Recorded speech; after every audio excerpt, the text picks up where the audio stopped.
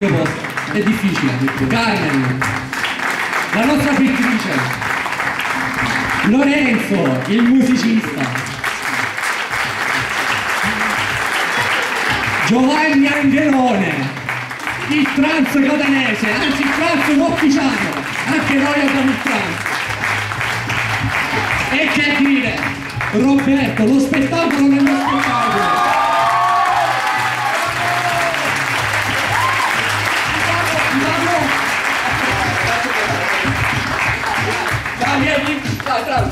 Cammina Carrello!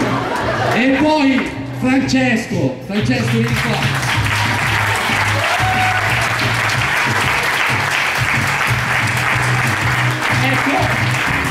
Ecco perché io vorrei rimanere a Motta, perché solo qui c'è la nuova compagnia Brillante Mottese.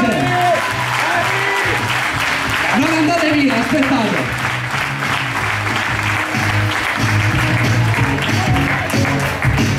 Chiedo scusa per gli errori che ho commesso durante la serata, però purtroppo l'emozione gioca un brutto scherzo e quindi anche se il sindaco mi ha paragonato al lungo giurato, gli chiedo scusa, però sono giovane, questo è il mio spettacolo. La prossima volta signore, potevamo trovare un presentatore più bravo di Domenico Sergi, bravissimo.